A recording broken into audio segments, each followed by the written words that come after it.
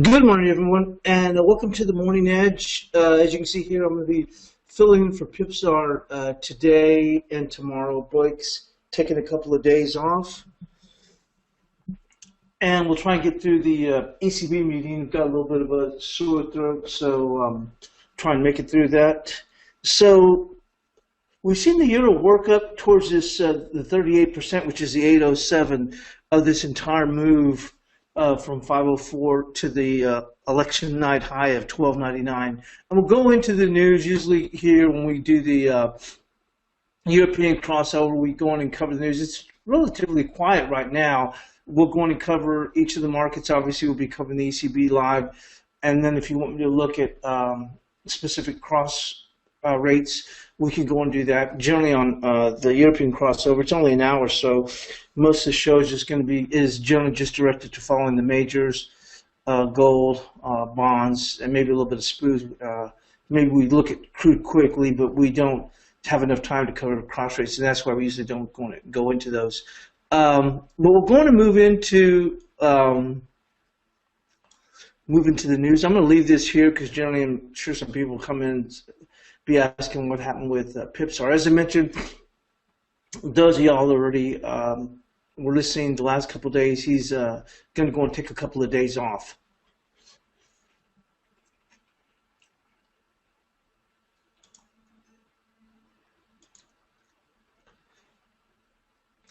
So obviously we're coming up here into the ECB meeting, which will have the rate decision in about another 40 minutes. See, the New Zealand dollar was the biggest gainer among currencies on Thursday, rising 0.7 after a speech by Reserve Bank Governor Graham Wheeler added to speculation the bank would raise interest rates next year, with all eyes fixed on ECB meeting widely expected to extend its program of quantitative easing. The euro was around 0.25% higher against the dollar. The yen and other major pairs were broadly flat.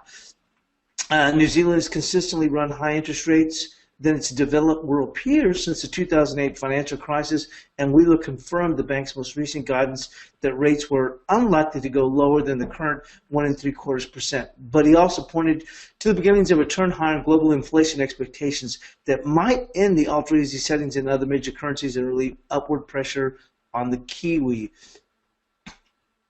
Conversely, that was read as removing one barrier to the higher domestic rates next year that would support Kiwi.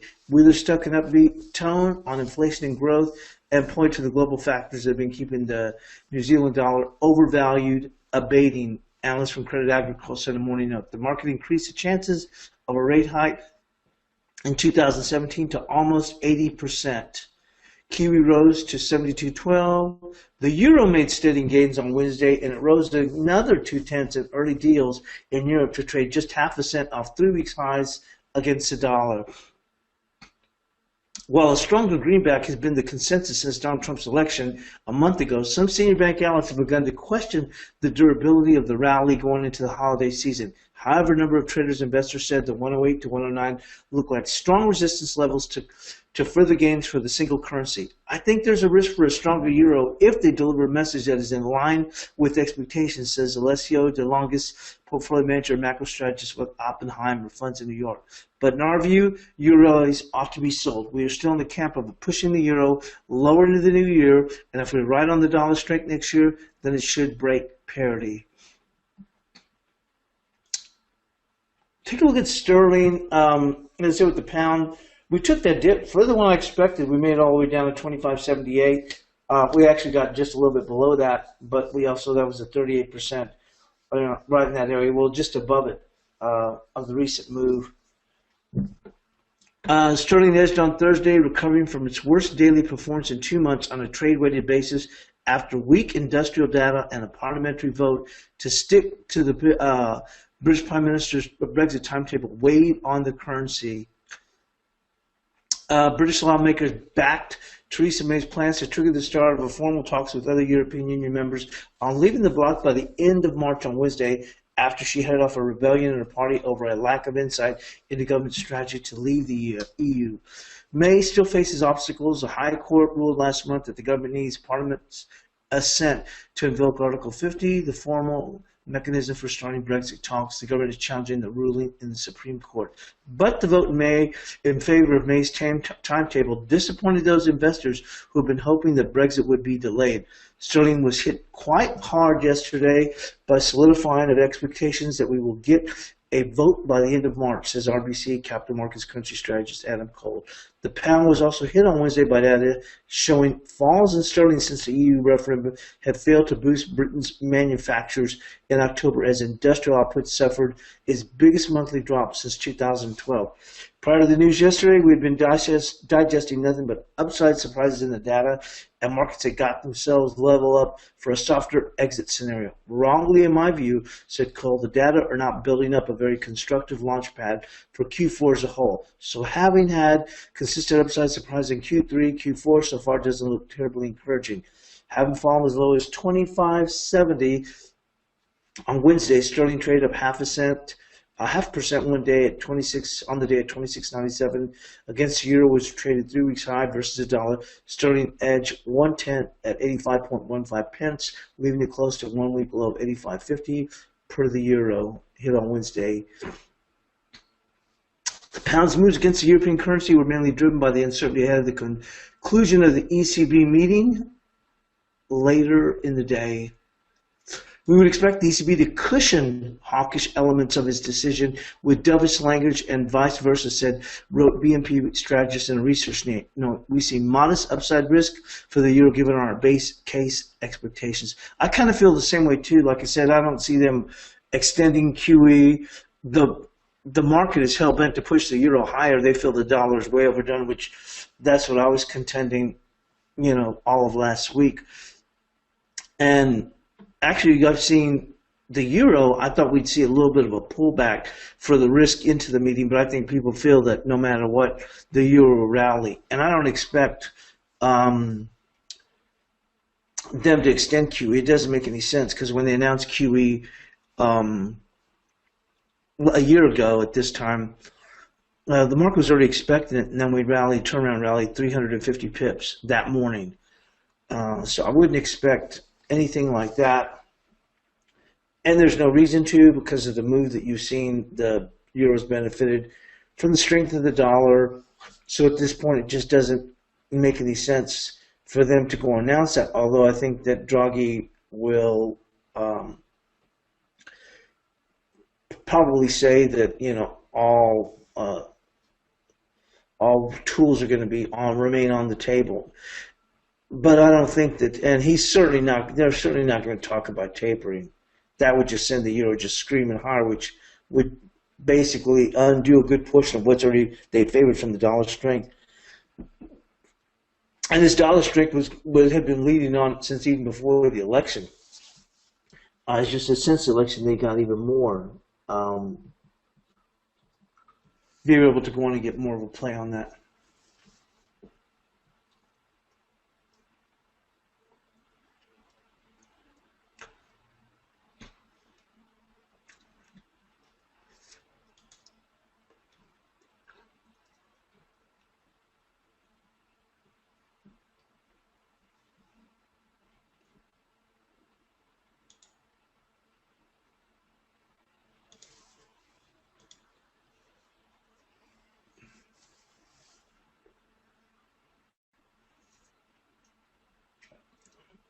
So we'll look on what's on tap today.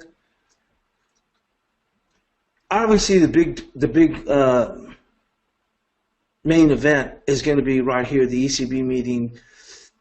ECB rate decision, rate seen on hold, but QE will be extended. I'd be very surprised if they do that. Now, obviously, the market's not trading as if they're going to extend, and the market's trading even counter to that. I don't really see them extending, although, to reiterate, I do expect Draghi's, just like the Bank Paribas strategist was stating, they expect dovish language. I expect dovish language also. No extension to QE, and I thought that that's absolutely crazy about what people are saying about them tapering. It makes no sense whatsoever. They're not going to go on and talk about tapering bond purchases. That'd be absolutely ludicrous. which would send the euro would end up sending the euro screaming higher, probably closer to 111 before all said and done. If they were talking about tapering bond purchases, at 8:15 Eastern, we'll have Canadian housing starts, and at 8:30 Eastern, we'll have Canadian building permits and capital utilization.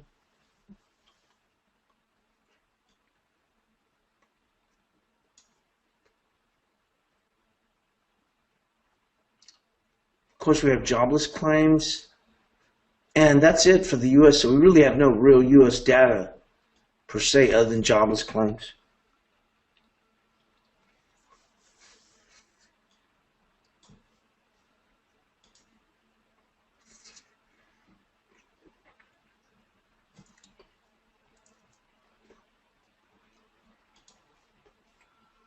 For those of y'all that are just struggling in here, as I mentioned, if y'all are listening the last couple of days, Blake's taken today and tomorrow off. So I'm filling in for him during this time. So we'll be obviously covering the press conference. They'll make the announcement.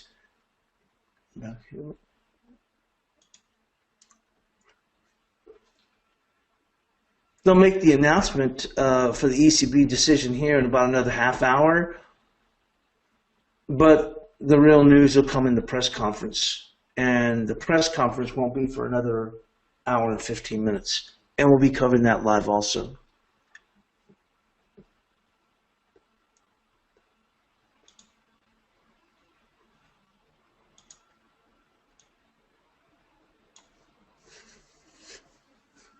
So let's go on and move into the charts. And as I mentioned, on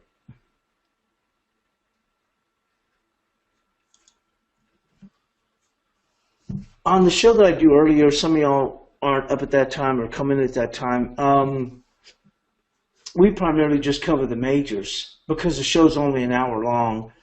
So primarily we cover the majors, gold, bonds, and we may take a quick look at crude as it impacts the dollar CAD. But per se, we don't look at any cross rates. Obviously, even typed morning wrong, but morning. Obviously, they do during Blake's show. So if anyone has any questions, regarding cross rates, we can certainly go in and take a look at them. I don't look at them closely at all. But we can certainly go and pull them up in the charts and see if we can get a good look as to what's developing. We'll go on and take a look. Obviously, we'll go on and start here with the euro. That's going to be what's on tap, and it's going to be the big mover today.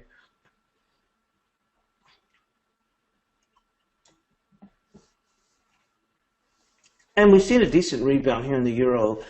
If anything, I would have expected the euro to weaken at least slightly into the ECB as we were looking at the news story, not the news story, but even on the Reuters poll, well, not the poll, but the talk of the meeting, they are expecting an extension of QE. I don't see an extension of QE. There's that risk that some people have talked about it, just as much earlier, I haven't heard any talk about whatsoever is the talk about that there was concerns that there'd be some bond tapering talk. That was about 10 days ago. I don't see that at all whatsoever, which would send the euro screaming higher. But I do, at the same token, I wouldn't expect them to announce QE. The Eurozone has benefited from the overall strength of the dollar. And as you can see, that's been in place. If you look over the course of going back to mid-year,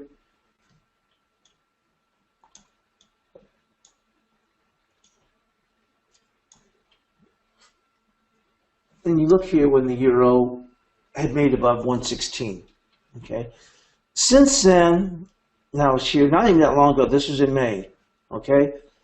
Since then, we've had an overall move lower here in the euro. Obviously, like I said, we had the hijinks of the election as far as, was the dollar going to be stronger? Was the dollar going to be weaker?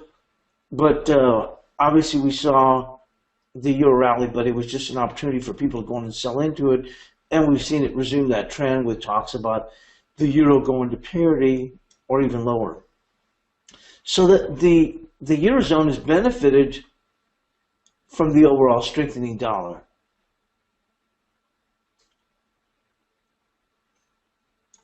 So it doesn't make any sense at this point to announce further QE, because if things do slow down, or the concerns that they're going to have with the Italian banks, specifically Monte Paschi di Siena, then it'd be better to go in and keep some bullets in your pocket.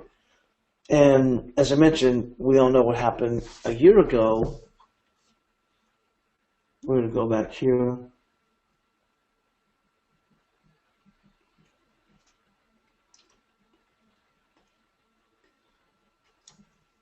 This is where we were a year ago when the ECB had their last meeting a year ago. So we were trading, I think we were trading around 540 or something like that, or 530 something. And we quickly made this dip to 19. I think it might have been 17. And you can see this meteoric run.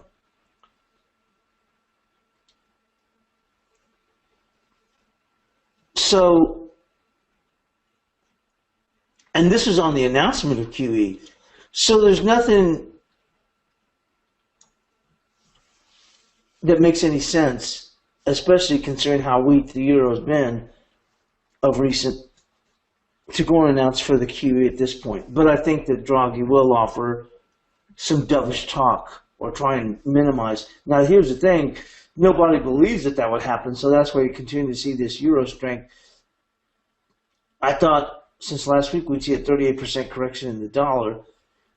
I didn't think we'd have this move this quick, and I did think, because of the concern that maybe some people were talking, hey, they may extend QE. I don't see that happening. But that the risk, you'd see the euro maybe come down in here and offer a good buying opportunity. And we've actually pushed even further. The thoughts, I guess, are that potentially the euro could come all the way up to this 984. And we'll look at this area here. Some people are looking at 110. We've got 984 at the top of the zone, and 995 is a 61% of the retracement from the low set here at 504 on Sunday to the election night high of 1299. But you can see this 984 and the significance of that.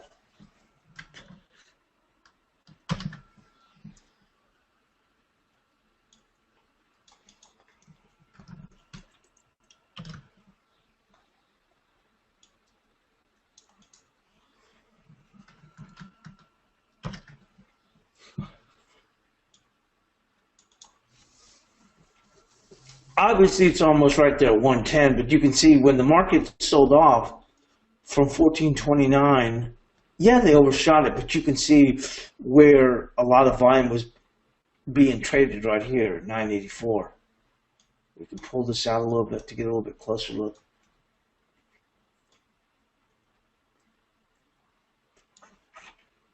Right here is just 984. Yeah, we overshot it, but like I said, you can see when they overshot it, they rallied it back up more than 200 pips, and when they came back down, they found support at 984. And then they turn around and rally them up about 150, 175 pips, and they come back down, and basically the bulk of this volume is taking place right here around 984. So the next time that we go on to make a rally and we get up here closer towards 112 and we bounce around, you can see on the way back down, they find support at 984 before a rally of about 125 pips, back to 984. Then we've got this area here where everybody's battling it out.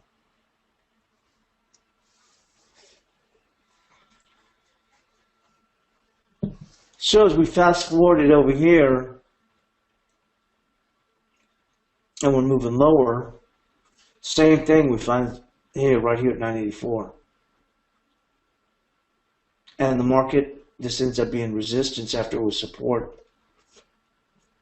And on the election night, you can see here, as we dip down here, we come down to 984, and when we come down from 1299 on the way down, they try and find support just past 110. They try and take a little bit above that, not too far from this 984. And once we lose 984, then the stocks, start accelerating.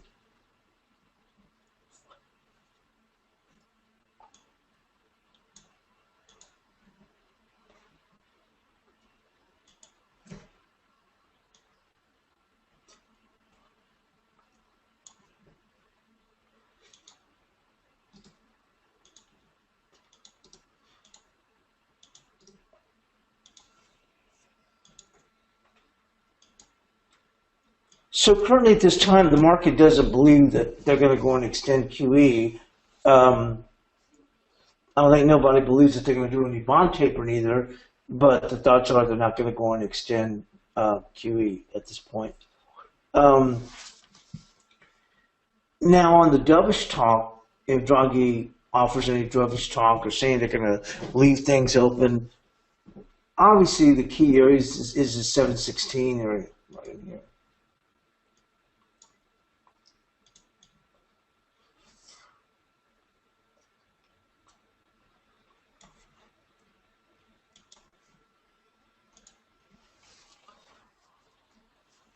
And I think it's a little bit closer on the 30 minutes, closer to around 707, right in there. But if we do get a pullback, for some reason, whatever they go and make an announcement, then obviously the 661. My whole thought was I thought we were going to pull that. I thought we had the possibility to pull to 684 or 682. But the market's held up really well. It's a strange dichotomy in the sense that people were wildly bullish. A week ago, people were wildly bullish the dollar. Now people are, for the most part, wildly bullish the euro.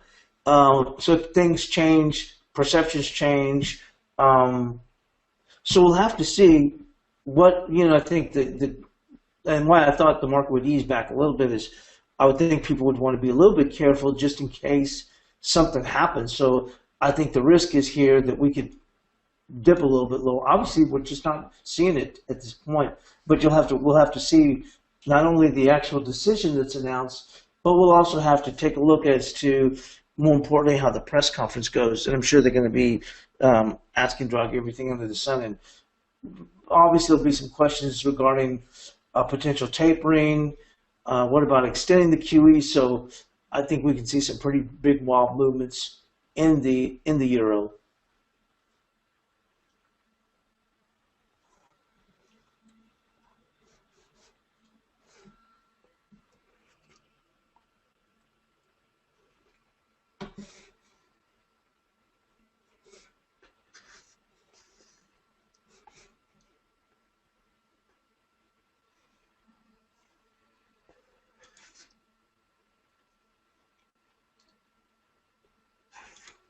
So we're going to stick to what Blake's time slot when he usually takes his breaks.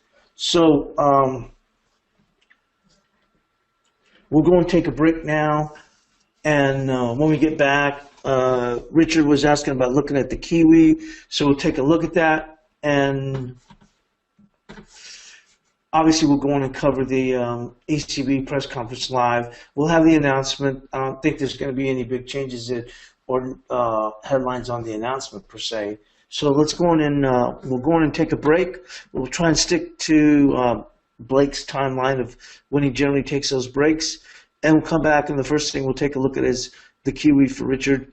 My voice is a little bit under the weather because I've got a cold, so I'm going to try and make it through this 2 hours. And thanks for joining us here on the Morning Edge.